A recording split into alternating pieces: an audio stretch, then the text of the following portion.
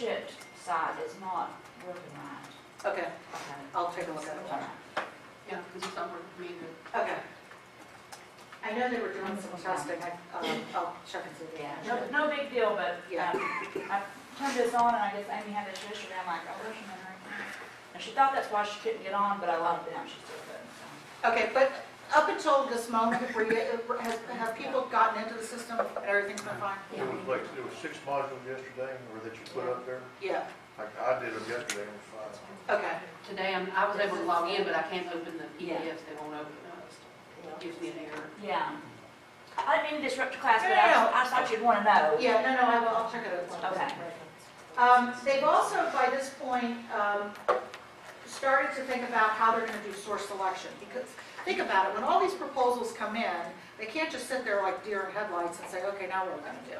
They have to, before these proposals come in, because they don't want to be influenced by what you've written. Because if I read your proposal first, I'm going to have that approach in mind, and I'm going to be biased towards you because I've already seen hers. So as a source selection team, we need to come up with a complete set of evaluation criteria. And what I mean by that is for every requirement, the government needs to decide what is passing, what's below passing, and what's above passing. So, you know, if they are giving you a really high quality paint, let me take an example, because for some reason I found myself at Walmart 3 times in the last 2 days. It's obviously a problem here. So I was waiting for my oil change yesterday. My daughter mentioned that she walked to work. She walks to work, and she said her toes were frozen. And when I said to her, "Let me get you a heater for your room," she said, "Yeah, could you also get me one for underneath my desk?" So I was looking at those ceramic heaters mode yesterday. And you know, in the heater world, you look at watts, and so you know, some of them were 250 watts, and you were paying $7 for them, or you can get 1,500 watts for $18.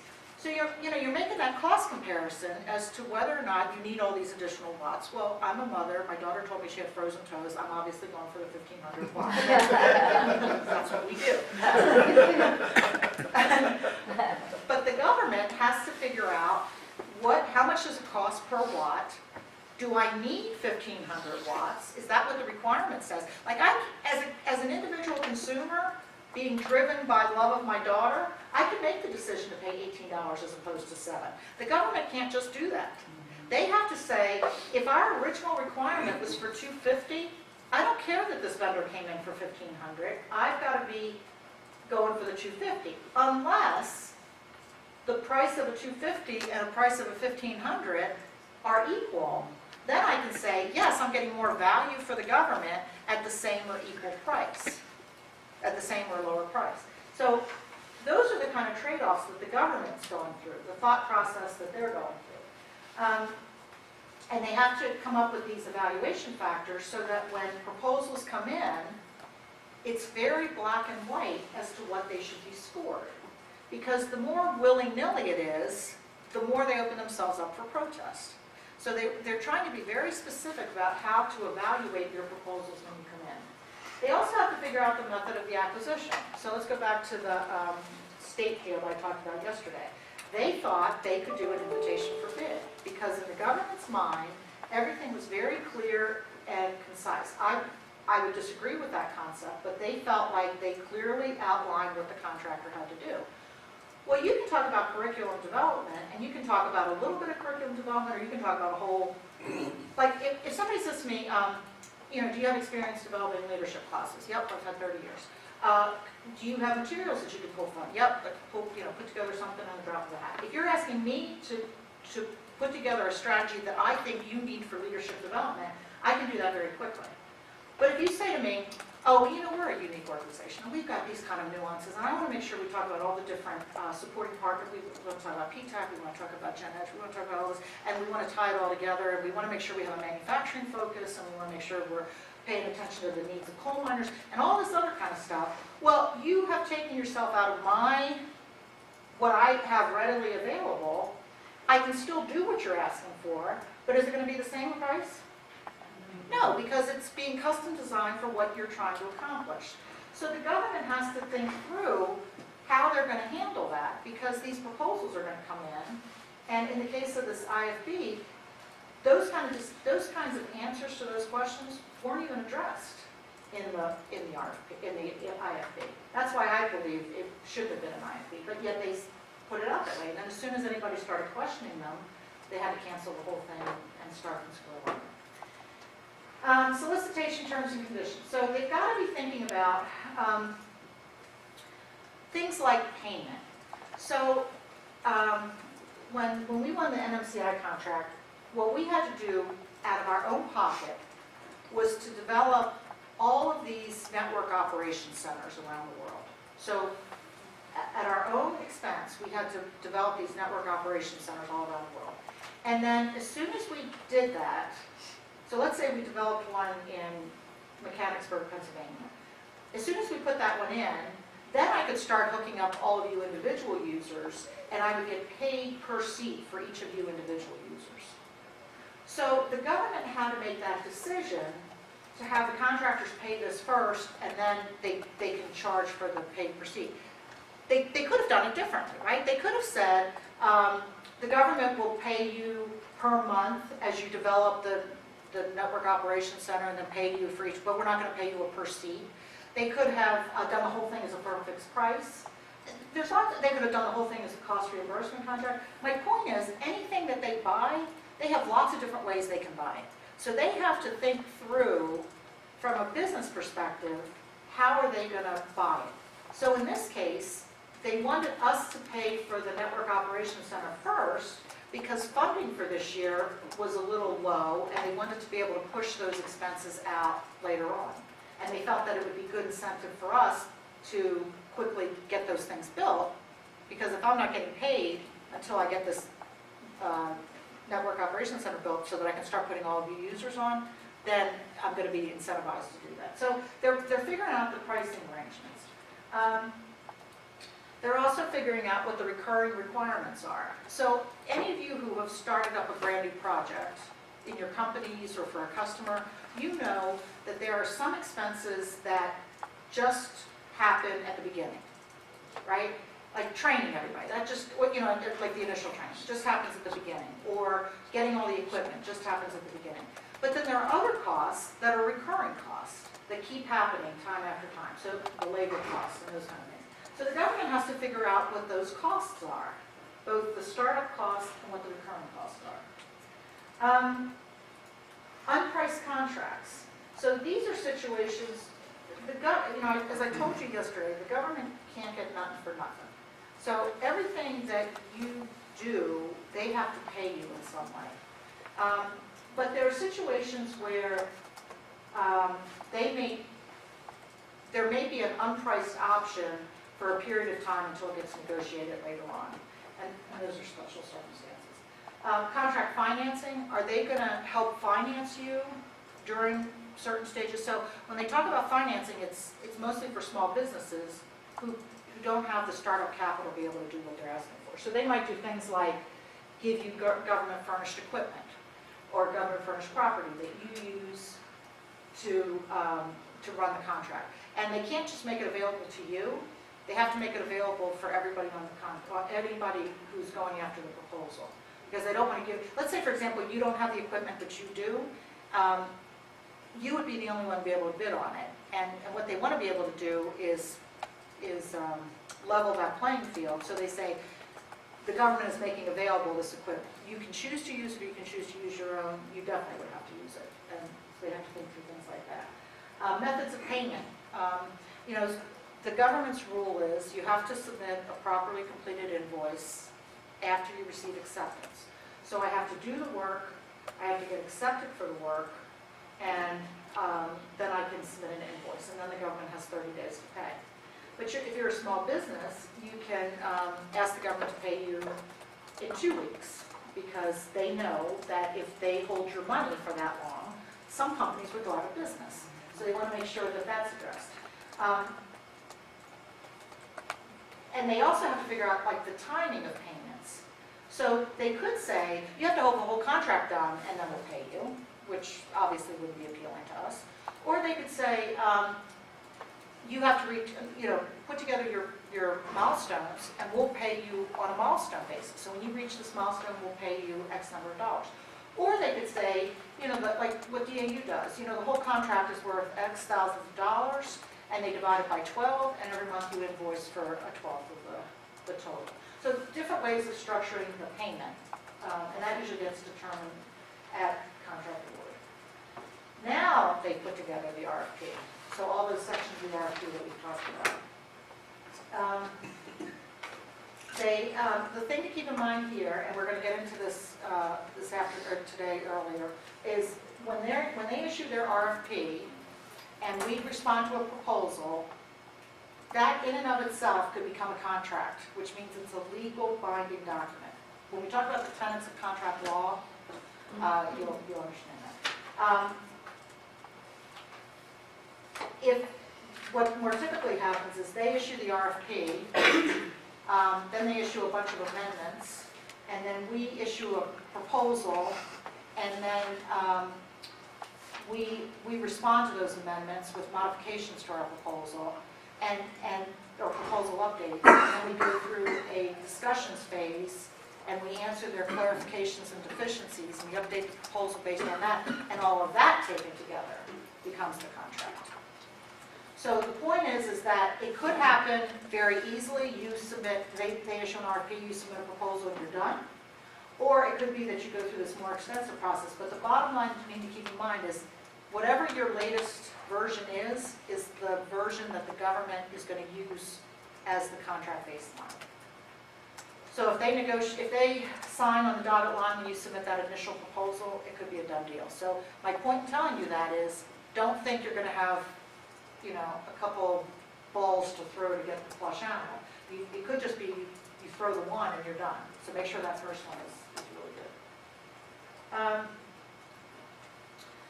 We talked about invitation for bid.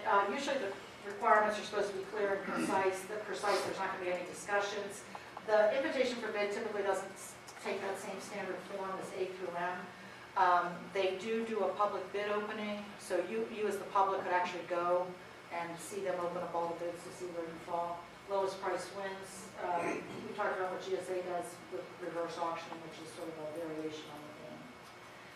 So now what they do is they've got their RFP all together, it's gone through all its review cycles, and now they take it and they publicize it. And they have to publicize it on FedBizOpps. That's like the one stop that everybody has to publish their proposed contract acquisitions. They will also put in there any subcontracting requirements. So they go back, remember our first conversation, they look at the SBA goals that the Small Business Administration has set for all the agencies, and I'm supposed to do 5% women-owned and 10% veteran service disabled, and oh my, I'm low on my veteran service disabled, so I might take this whole contract and make it a set-aside, so that only veteran service disabled businesses can go after it. So the agency makes goals. So they have to figure out what their subcontracting requirements are for this particular procurement. They could decide to do oral solicitations. So in this case, the requirement could be that you do still have to submit a written proposal, or that you could not have to do a written proposal, and it's all oral. And basically, they give you all the requirements, and then you get a period of time that you come in and talk about your solution, or in the case of a live test demonstration, you demonstrate your solution. So I'll give you a case in point. The government had a set of requirements for a system, and everybody put their proposals together, and we all submitted them, and they looked at all the proposals, and they did a downside. So they kicked certain vendors out of the competitive range, and they were left with 3 or 4. And then what they said was, we're going to put all your names in a hat, and we're going to pick them out one at a time for who's going to go first, second, third, and fourth, because obviously the fourth company would have more time to prepare than the first company. And when we come to your location, here are a set of requirements, and we would like you to design a system that meets these requirements. So you have time up front to put together the system that meets their requirements. And then when they come in, they test to make sure your system in fact meets those requirements. And then we broke at 11 o'clock for lunch, or 11:30 for lunch, and they said, okay, here are the changes we want you to make to your system. And so we had to go through and make all the technology changes over lunch. And when they came back in, one of their people sat down at the computer, because they wanted to make sure we weren't doing any funny business, right? Companies, there's a certain amount of distrust sometimes between government and contractors. And then they made us tell them what they had to do in order to use the system. So they wanted to test how user-friendly it was, how well we were able to, how well we made the changes, whether the changes in fact occurred. So that was like one way to do it. I've also seen situations where we've had to set up a whole computer system and they come through and they looked at where all the wires, they did a wire tracing because they wanted to make sure that all the wires were hooked up to all the computers that they were physically seeing. They wanted to make sure that there wasn't a wire going over to the next room that had a big Cray computer in there that was pumping out all this processing power that made our system look really, really fast. But when they actually bought it, it would be much slower because the Cray wasn't attached, right? So they're checking things like that. So that would be like an example of like a live test demonstration. When they do have oral solicitations, they do tape record them so that they have something to use for contract purposes. So just be aware of that. They're also looking for any inquiries for Freedom of Information Act request. So sometimes when they're putting together a solicitation, some vendor has contacted their congressperson, and the congressperson, to look like they're doing their job, sends off a letter to the contracting shop saying, I'm starting a congressional inquiry on this contract, or to try to help out the company. So that kind of stuff is going on. In addition, all of you could be sending in Freedom of Information Act requests, where you're asking the government for information that they have previously put together. So if they, these contracts that have come in would be an example. They may decide to do a pre-quote or a pre-proposal conference. And the purpose here, again, is just to gain market research, understand what it is that you're doing. And then they can decide to amend or cancel the solicitation. So that's all done in the solicitation. So now all the RFP's been written, it goes out, all the requirements have been addressed. Now they start receiving proposals. And all these proposals come in, and the government has very strict deadlines, except for the GSA schedule, for when these proposals are due. So if it's an IFB that's going to be open at 2 o'clock, if your bid isn't in at 2 o'clock, it's not even considered.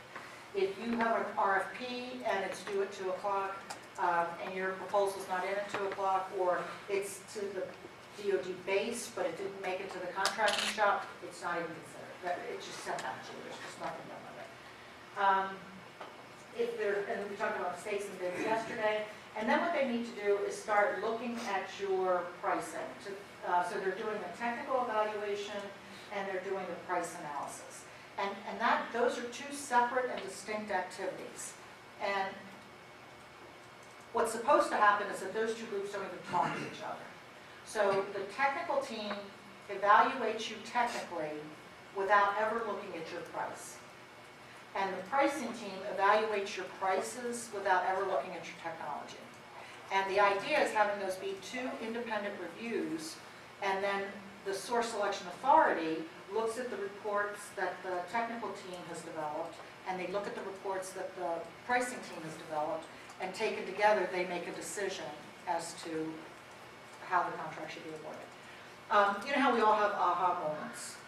For me, I taught a government cost and pricing class, and there's a set of books, I'll write the reference up here. They're free, they're online, and they're called the Armed Services Pricing Manuals. And there's 5 manuals, and these are the books that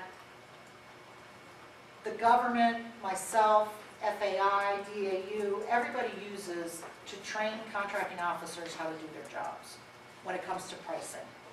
So when I teach government contracting officers, I use volumes 1 and 3 because those are all the simple kind of things that they do. And I use volume 2 and 4, it's got like regression analysis and that kind of stuff.